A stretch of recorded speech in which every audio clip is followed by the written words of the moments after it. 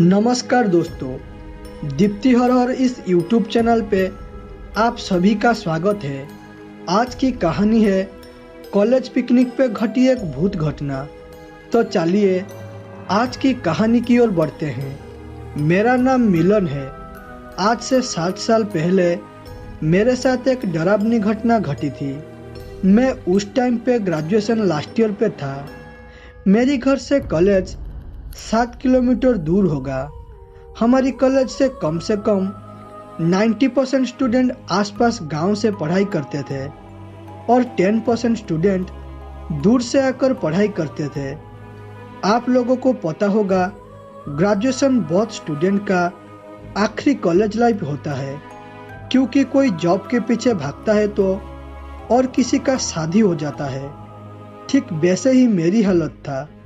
मैं ग्रेजुएशन के बाद बाहर काम करने के साथ जॉब के लिए ट्राई करने वाला था। इस कारण कॉलेज लाइफ को हमेशा याद रखने के लिए कॉलेज पिकनिक के बारे में हमारी सर के साथ बात किया। हमारी कॉलेज गांव पे होने के कारण इससे पहले हमारी डिपार्टमेंट पे कभी भी पिकनिक नहीं हुआ था।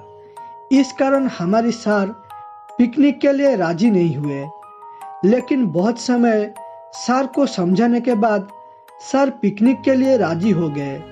लेकिन हमारी डिपार्टमेंट पे जितने भी गांव की लड़कियां थे वो पिकनिक के लिए राजी नहीं हुए, क्योंकि गांव के बारे में आप लोगों को पता होगा, गांव पे लड़कियां कहीं भी नहीं जा सकते। लेकिन जब मैं पिकनिक के लिए सोचा हूँ, इस काम में और मेरी 5 दोस्त मिलकर सारी लड़कियों को राजी किए पिकनिक जाने के लिए। ऐसे ही 5 दिन सारी लड़कियों को समझाने के बाद कुछ लड़कियां राजी हुए और टोटल 60 लड़कियां पिकनिक जाने के लिए राजी हुए। इतनी सारी स्टूडेंट को आंख में रख के हमने बनारस को पिकनिक जाने के लिए प्लानिंग किया। प्लानिंग के हिसाब से बनारस जाने के लिए एक बस रिजर्व किया और दिसंबर रात 8 बजे पिकनिक के लिए निकल पड़ा। जब से पिकनिक बस चला है, मैं एक चीज देखा कि हम सारे दोस्त नाच गा के पिकनिक जाते वक्त पिंकी नाम का एक लड़की अपनी सर को नीचे करके बैठा हुआ था। ये देखकर मैं सोचा कि नाचने के लिए पिंकी का मन नहीं होगा, इस कारण वो चुपचाप बैठा होगा। ये सोचकर मैं सीट पे बैठ गया। सीट पे बैठकर 50 किलोमीटर रास्ता गुजरने के बाद अचानक हमारी बस रुक गया।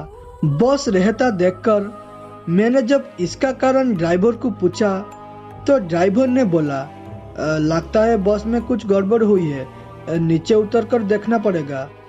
यह कहकर ड्राइवर नीचे उतरते वक्त मैं देखा कि पिंकी जिस सीट पर बैठा था उस जगह पर पिंकी नहीं है। यह देखकर सर को बोलने के बाद मेरी सारी दोस्त पिंकी को बस में ढूंढने लगे, लेकिन पिंकी नहीं मिला। पिंकी बस में ना होता देखकर मैं बहुत डर गया, क्योंकि मैं ही सबको राजी करके पिकनिक को लाया था। हालांकि इस टाइम पे मेरी नजर गया बस कांच के ऊपर। मैं देखा कि पिंकी बस की कांच के ऊपर हाथ से चल रहा था और उसकी आंख आग की तरह लाल दिख रहा था। यह देखकर मैं समझ गया कि पिंकी का अंदर कोई डायन का आत्मा घुसा है, इस कारण वो ऐसा बर्ताव कर रहा है।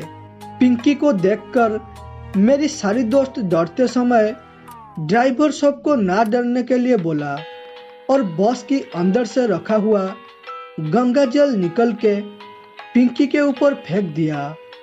पिंकी के ऊपर गंगा जल पड़ने के बाद वो चित्कार करके नीचे गिर गया और उसके बाद हम पिंकी को बस के अंदर लाके पानी फेंककर उठाया। पिंकी उठने के बाद उसे इस बारे में बताने के बाद पिंकी बोला कि घर से आते समय उसका सामना एक डायन से हुई थी, जिस कारण वो डायन पिंकी के अंदर घुस गया था।